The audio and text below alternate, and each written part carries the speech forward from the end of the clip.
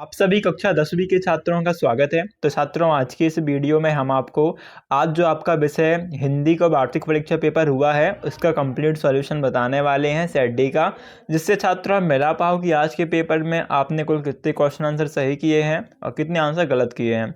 तो छात्रों कर लेते हैं आंसर के मैच है। तो यहाँ पर सबसे पहले आपका जो क्वेश्चन आया था कि रिक्त स्थानों में सही विकल्प का चयन कीजिए। तो यहाँ पर छात्रों आपको जो पहला क्वेश्चन था, परशुराम ने खालिस्तान का वध किया। तो सहस्त्र बाहु यहाँ पर यदि आपने टिक किया है तो आपका आंसर बिल्कुल राइट है। कमाई एक क्या है? तो कमाई एक महाकाव्य है। रस के भेद तो 10 होते हैं। बाल गोविंद भगत की अवस्था तो 60 के ऊपर थी। जी विषा शब्द का अर्थ तो जी ने इच्छा और मैं क्यों लिखता हूँ पाठ के लेखक तो अज्ञेय थे। ये सभी आपके इसके राइट आंसर हैं। फिर है कमल तालाब को छेड़कर आकाश में खिल रहे हैं। तो ये आपका जो पहला क्वेश्चन है ये कैसा रहेगा? ये बिल्कुल ही आपका असत्य रहेगा। चौपाई छंद अर्ध सम्मात्रिक छंद है तो ये असत्य है। तीसरा वाला भी आपका असत्य है। चौथा असत्य है। पांचवे की बात करें तो जिस भाव से किसी काम को करने या होने का बोध होता है उसे क्रिया कहते हैं, ये भी सत्य है। और सभ्यता संस्कृति का परिणाम है, ये भी सत्य है। अभी कमल तालाब को छोड़कर आकाश में खेल रहे हैं, इसमें थोड़ा सा डाउट है, पहला वाला सत्य है या असत्य है। ये सत्य भी हो सकता है, तो इसका आप थोड़ा सा चेक करके कमेंट करिएगा यदि आपको कंफर्म पता है तो।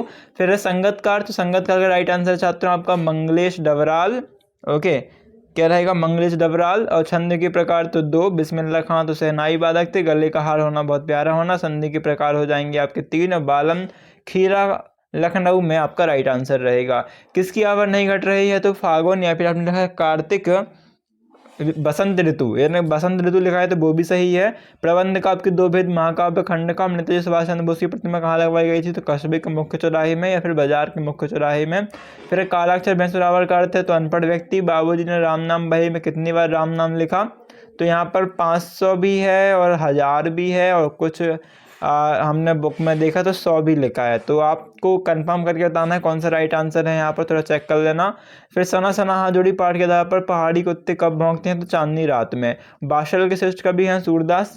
हवा की थिरकन का सिमटा हुआ संकोच फसल की है। वीर रस का स्थायी भाव शाय हो जाएगा। हलदार साहब की कंपनी के काम से कस्बे से गुजरना पड़ता था पहाड़ 15वें दिन में। बाकी के प्रकार 3 होते हैं। मधु गंगैया की सहेली का नाम मणि था। तो ये सब आपके उत्तर थे।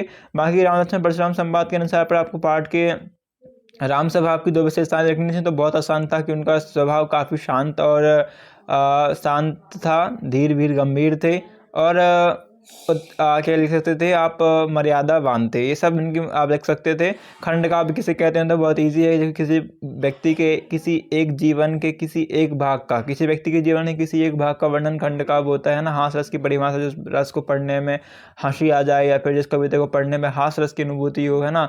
आत्मकथा जीवनी मंत्र, आत्मकथा स्वयं की होती है, जीवनी किसी और की हो सकती है ना। आत्मकथा में धीर भीर गंभीर होना जरूरी नहीं है, तो जीवनी में जो होता है वो धीर भीर गंभीर होता है। कहानी, उपन्यास, मंत्र, सब इजी क्वेश्चन थे। आई होप अच्छे से कर लिए होंगे।